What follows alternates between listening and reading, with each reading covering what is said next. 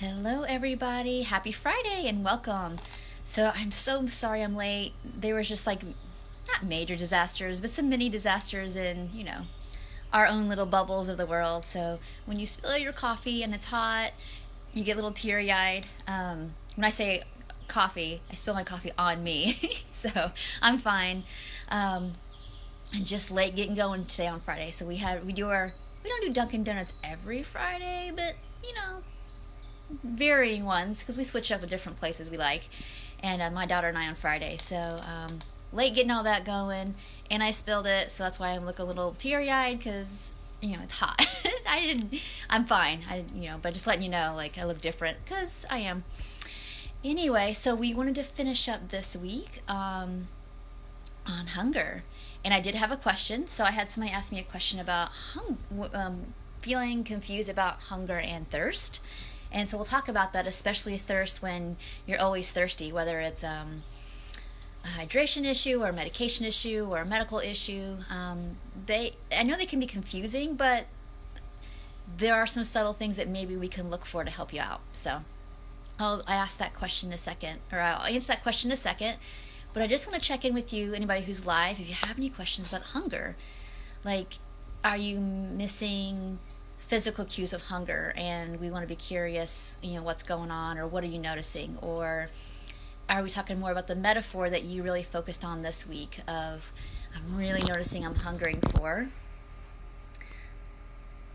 rest, peace, to be listened to be heard. What's happening in your world where you're noticing, like, yeah, this is the thing that makes it hard for me to stop eating when I'm full. And I know that we talked a lot about that Wednesday. So I'm just wanting to be really curious as you've had this week to reflect on it. What have you noticed? And if you'd love to share, I'd be happy to discuss it with you here. And yeah, so there's that. So as other people may be hopping on live, or you might be thinking about what have you noticed you're hungry for and how can we meet those needs? I'm going to answer that question about hunger and thirst. So I think everybody's a little bit different around thirst. I know some people who just easily drink lots of water and they're set. They love water. And then those of us, I think I'm somewhere in the middle where it's like, if it's around, I will totally drink it. If I've got my big metal can of water, I get enough in. But if it's not in front of me, I probably won't do it. And, some of us are like that. And I can notice, I know one of my signals of even slight dehydration is I get a headache. It doesn't take much. So I am on top of that on some level. And this is not always hunger as to why I have a headache. It's usually more dehydration than the other. So maybe you're like that. And a simple solution, hopefully, is to make your water taste in a way you like it and to have it around. But from the hunger perspective, if you're always thirsty and it's confusing with hunger, recognize that we're going to have other body signals that are just a little bit different from thirst. So obviously, dry mouth can be your thirst indicators. Just dryness all over. You might actually find that, and headachiness, of course, but also fatigue. And it's important to check in with, like, okay, so I'm feeling these sensations. Is it sleep?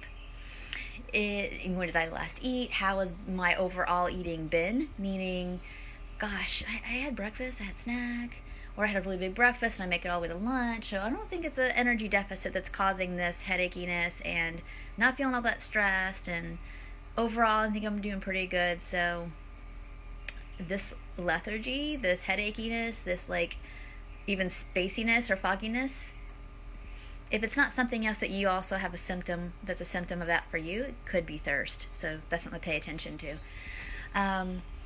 But in general, we can also have, the differences obviously in hunger are going to be all those other physiologic, 0 through 4 things on our hunger scale. I can put that below if you would like that. But because I have a long list of, like, here are some signals that you might be hungry. And it's not just, sometimes gentle hunger is obviously, I'm a little hungry. I'm thinking about food. And obviously that can be mental hunger, emotional hunger, or fears of not getting fed. Those are all to be addressed, and you might just need to eat anyway to reassure yourself you're not going to get deprived. But sometimes it's just, yeah, I'm a little hungry. And that's going to feel different than thirst. Having a belly that's like open, and it feels really like I have food thoughts and I really need to do something about this, that's hunger, not thirst. If we're really food obsessed, um, sometimes we're hungry and, oh gosh, I really want grapes. I really want a salad. I really want something cold. I want to go get a slushie. That's a sign you probably do need some more liquid. So right there, it's hunger and thirst, obviously. And so it's one of those things I would have you be curious if you might even take an hour doing a little journaling assignment to, like, here's what I notice when I'm really, really thirsty. Here's when I notice what gentle to loud to raging hunger feels like. And there will be some overlap. So there might be overlap between, like, I'm really dehydrated or even moderately dehydrated and headaches, and you might also get headaches from being too hungry too long as well. What I find with hunger headaches is that usually you've waited 2 or 3 hours too long, and that you're at a deficit that can easily create a hunger headache. So just kind of keep that in mind as well, that we can get really, really hungry, really, really hungry, and not necessarily get a headache, but we're more likely to get a headache if we're really, really hungry and we are just kind of chronically at a deficit. So you're more likely to get a headache that way as well. It may or may not be thirst, but remember, if we're food restricting, we're probably more likely to be slightly dehydrated as well, because we do get a lot of fluid through our food, even though even foods you wouldn't consider. But if you're regularly eating things that have any kind of water content at all, you get some fluid out of that. So, and that's most of our food. Even dry things have the slightest amount. But I guess obviously if you're eating saltine crackers all the time, that's probably not true. But for the most part, we're getting some fluids through our food as well. So I hope this video helps. I am looking forward to hearing more about what some important topics for you are.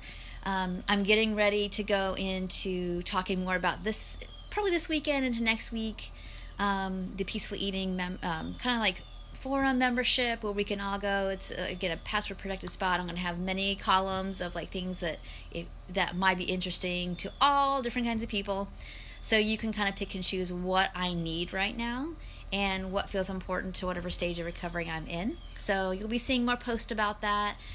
I think it's really, really important, because the longer I've been online, the more I see that, very, very similar things that people are struggling with longer than I think we should. And that's why I'm creating this. And I'm creating it as accessible as possible, because I recognize that not everybody can do weekly sessions with somebody for as long as they need to be done. And so I just want as many people as possible to have some relief, and that's why this has been created.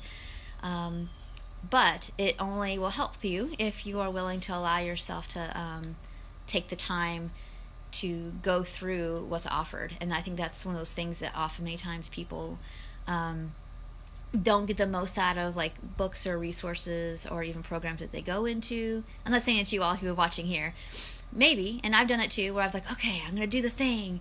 And then it's like, I don't do any material, so it's not really the thing's fault. What was up with me that I couldn't take that in? And it's probably for a very good reason. But just really be thinking about too, like, the things that I personally tend to make are things that do require, I need to slow down for 3 minutes, 2 minutes, 5 minutes, 1 hour, and really be with myself. Because creating relationship, whether it's I think community is so important, to not feel alone, and to not, there's community of someone one-on-one, there's community with people who are going through the same thing. All of these things matter to feel like we're seen and heard in different kinds of ways. So that's what's coming up. I'm real excited about it. But for right now, I want to hear from you. What are some other things that you're finding, like, I know this is a thing for me, and I think this is the next frontier that I need to know about and to focus on to get to the next level. And so if you want to message me that, email me, put it down here below. I would love to hear about it. And until next time, I hope you have a really good weekend, that you are prepared to slow down, to ask yourself what you need this weekend, what you're hungering for, and if there's any barriers to that, get really clear if that's something of lasting value, if it's true, And if you don't feel like that you deserve to have what you're hungering for, like, get really, really, really curious for, like, who says. Because I don't agree with that. All right, thank you all for watching, and I'll talk to you in the next video. Take care.